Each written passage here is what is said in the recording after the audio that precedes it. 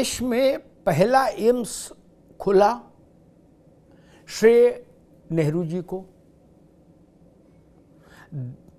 देश में पहला आईआईटी खुला, श्रेय नेहरू जी को। भिलाई में स्टील प्लांट लगा, श्रेय नेहरू जी को। चाइना से युद्ध में हमारे, अभी उस बात को छोड़ दो, लेकिन भिलाई में प्लांट लगा, उसका श्रेय नेहरू जी को। पंचशील सिद्धांत लागू किया, सफेद कबूतर उड़ाए, श्रेय नेहरू जी को। ठीक। 71 की लड़ाई जीते, चाइना से हारे, उसका अपयश किसको दे, इस पर मौन रहेंगे। 71 में लड़ाई जीते, उसका श्रेय इंदिरा जी को, नेहरू जी की बिटिया और देश की प्रधानमंत्री उस समय की। 1974 में परमाणु परीक्षण किया, श्रेय किसको, गलती से भी डॉक्टर राजा रमन्ना को श्रेय मत दे दीजिएगा। ना ना ना ना,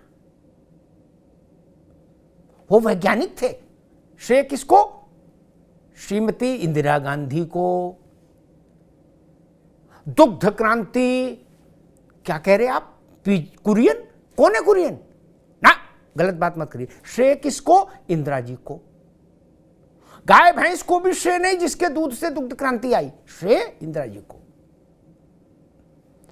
हरित क्रांति, किसान को श्रेय नहीं, स्वामीनाथन साहब को श्रेय नहीं।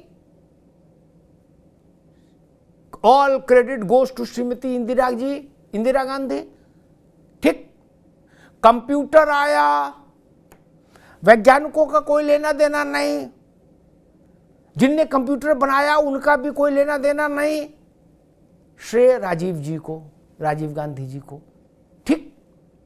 अभी एक झोंक में मुझे इतना याद आया आज, जब देश की बात पर चर्चा करने आपसे आया। ठीक। लेकिन ये बात ध्यान रखिएगा, मोदी के समय में कोई भी अच्छा काम हो जाएगा तो श्रेय मोदी को नहीं जा सकता, चाहे मोदी से 4 पीढ़ी पीछे वाले को देना पड़े, लेकिन मोदी को नहीं दे सकते श्रेय। भारत का चंद्रयान 3 मिशन,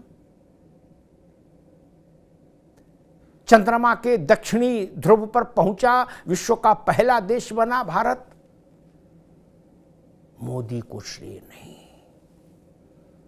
श्रेय किसको, कुछ उदारवादी थे, कुछ थोड़े भले थे, तो उन्होंने कहा कि इसरो को, वैज्ञानिकों को, क्या, लेकिन मोदी को नहीं।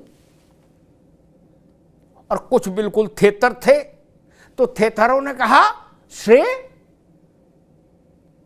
श्रेय में क्या समस्या है, नेहरू जी ने इसरो की स्थापना न की होती तो आज ये दिन दिखते। कहां से आता चंद्रयान, बताइए, लो कर लो बात। इसलिए श्रेय नेहरू जी को। और ये कोई बताने को तैयार नहीं कि चाइना से युद्ध में जब हारे तो उसका ठीकरा किसके सर फोड़े, क्या। ये जो दोहरा चरित्र है ना,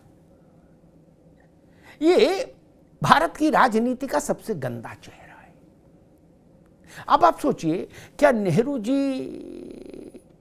भिलाई स्टील प्लांट में पेचकस और पाना लेके गए थे? नहीं ना, नहीं गए थे ना। क्या नेहरू जी ने ईंट गारा का निरीक्षण किया, सुपरवाइजरी का काम किया था एम्स में? यह राजकुमारी अमृता कौर को भी कुछ क्रेडिट जाएगा, भारत की पहली स्वास्थ्य मंत्री। और उस समय के डॉक्टर्स नहीं, नेहरू जी ऑपरेशन कर रहे थे, नहीं ना, उनका नेतृत्व था ना, सारा क्रेडिट उनका। बाकी सबके नाम हटा दो, अच्छा जी हटा दिए। कारगिल में भारत जीता, क्या बोले, अटल बिहारी वाजपेयी को श्रेय, बोले झुट्टे, भारत की महान सेना की विजय थी। अच्छा जी, 71 में इंदिरा जी गई थी बंदूक लेके लड़ने, मतलब पाकिस्तान के किसी बॉर्डर पर इंदिरा जी भी गई थी क्या? क्या जाओ, कौन है माई का लाल, एक एक से निपट लेंगे। ऐसा तो हुआ नहीं था। प्रधानमंत्री को जहां होना चाहिए वहीं नहीं थी वो भी, और जो उसका नेतृत्व होता है वही नेतृत्व था क्या तब? आपको याद है 1971 में रक्षा मंत्री कौन था? कभी आपको बताया किसी ने? भारत के सबसे बड़े दलित नेता बाबू जगजीवन राम रक्षा मंत्री थे। उन तक का नाम नहीं लिया। जगजीवन राम को भी सख्त हिदायत दे दी थी उस समय के कांग्रेस ने, सरकार, इंदिरा जी की सरकार ने, कि बाबूजी चुप अंदर बैठे रहो रजाई ओढ़ के, क्या बाहर मत आ जाना क्रेडिट लेने। क्या सांस, जब जगजीवन राम की ही हिम्मत नहीं पड़ी कि गेंदे की भी माला अपने गले में डलवा ले और ये कहे कि भाई क्रेडिट मुझे भी जाता, मैं भारत का रक्षा मंत्री हूं, तो उस समय सेनाध्यक्ष कौन था आपको याद है? नहीं याद ना? क्या पढ़ते हैं बच्चे हिस्ट्री में? 71 में इंदिरा जी ने पाकिस्तान को तोड़ दिया, यही ना पढ़ते हैं क्या? सेनाध्यक्ष कौन था? नहीं। रक्षा मंत्री कौन था? नहीं। अब्दुल हमीद कौन थे? छोड़िए। क्या पेटेंट टैंक से कौन लड़े? छोड़िए। इंदिरा जी की याद रखिए। 71 की लड़ाई के बाद सारा क्रेडिट जब ले लिया तो एक चिट्ठी लिखी इंदिरा जी ने देश के नाम, और उस चिट्ठी में खुद को श्रेय दिया और कहा कि भूल न जाना, चुनाव में ये हम ही थे जिसने ये पराक्रम किया है। 8 राज्यों में उसके बाद चुनाव हुआ, कांग्रेस पर बम्पर वोट पड़ा।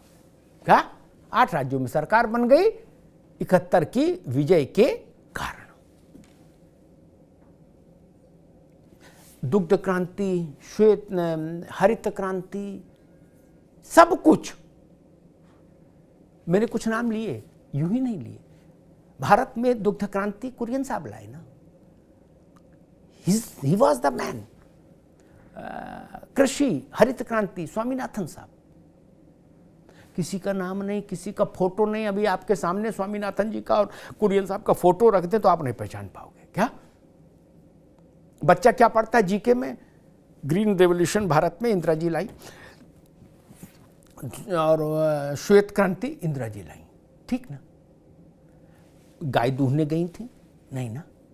और ये प्रधानमंत्री का काम भी नहीं। और ना खुरपी फावड़ा लेके गई थी खेत में इंदिरा जी। लेकिन वहां श्रेय आप दे सकते हैं। लेकिन चंद्रयान के मसले पर बोले मोदी को श्रेय कैसे? किस बात का श्रेय मोदी को?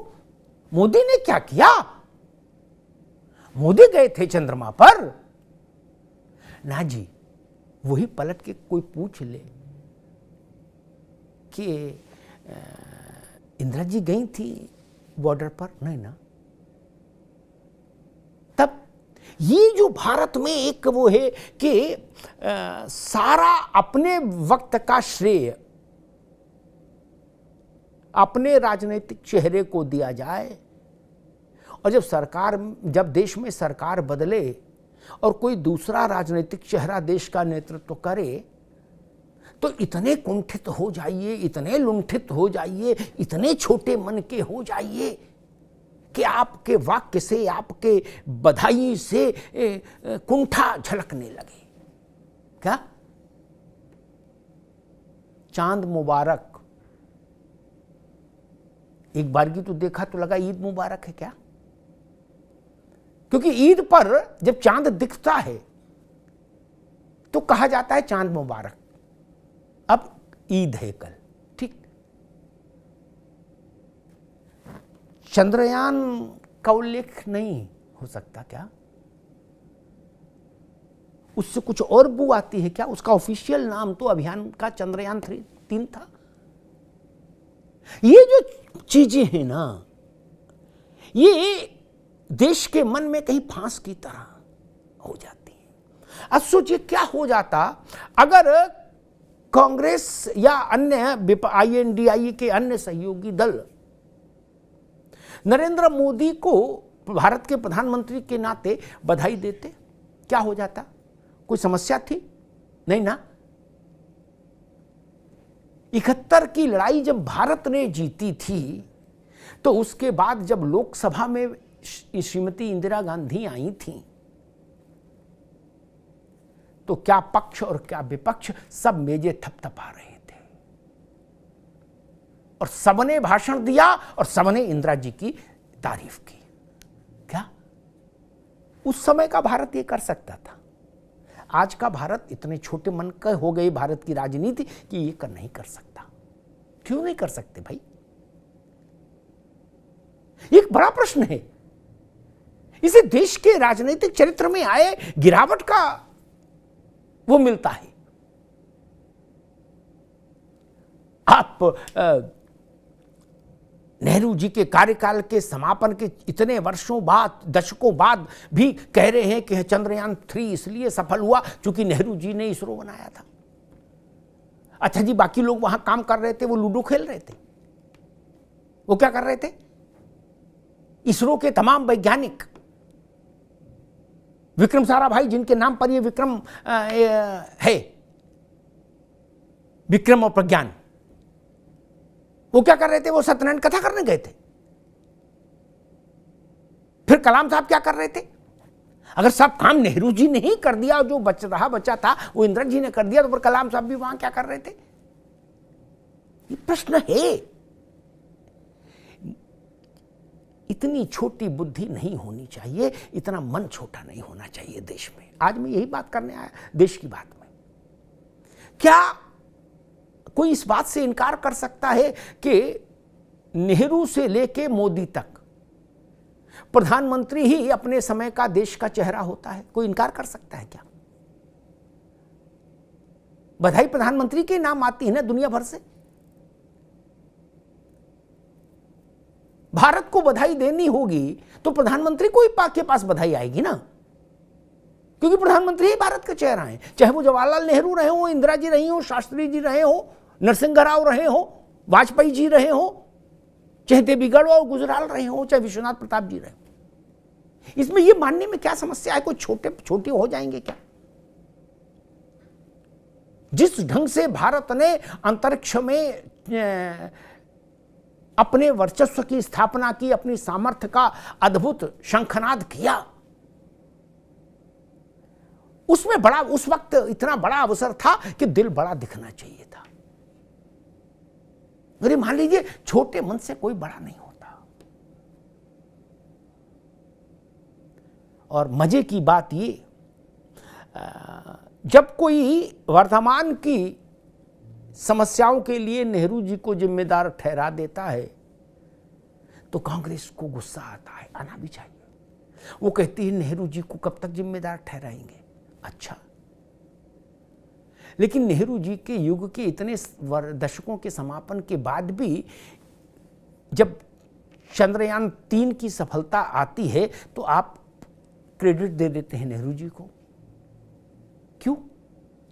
आप पीछे से नेहरू जी को आगे ले आएंगे, इतिहास के पन्नों से निकाल के वर्तमान के आसन पर स्थापित कर देंगे तो दूसरे भी ये करेंगे। वो चाइना वॉर में भारत की स्थिति पर भी सवाल पूछेंगे और उस समय किए गए गलत फैसलों से आज जो स्थिति बनी है उस पर भी कटघरे में खड़ा करेंगे फिर नेहरू जी को। इससे आप भाग नहीं सकते, बच नहीं सकते, ध्यान रखिए। ये मूल बात है। मेरी राय ये है, मेरा अभिमत ये है, देश में हर दौर में उस दौर के नेता का, नायक का सम्मान होना चाहिए। देश चुनता है प्रधानमंत्री। कोई ऐसा कि किसी के मन में आया, उसने ऑटो किया और आ गया रायसीना में, बोले नहीं अब हम बैठेंगे, हम प्रधानमंत्री बनेंगे, मेरा मन कर रहा है। ऐसा तो संभव नहीं ना। भारत जिसके माथे पर रोली चंदन लगाता है वो प्रधानमंत्री होता है। उसके वोट से, भारत के वोट से बनता है। ये छोटापन भारत के बड़े होने के रास्ते में एक ये भी रुकावट है। सबको बड़ा मन करना होगा, सबको बड़ा होना होगा, तब हम भारत की सफलता को, भारत के यशगान को, भारत के जयघोष को सही मायने में उस पर उल्लास पर्व मनाने के पात्र बनेंगे। वाजपेयी जी ने कभी लिखा था कि छोटे मन से कोई बड़ा नहीं होता। ये ध्यान रखिएगा। धन्यवाद।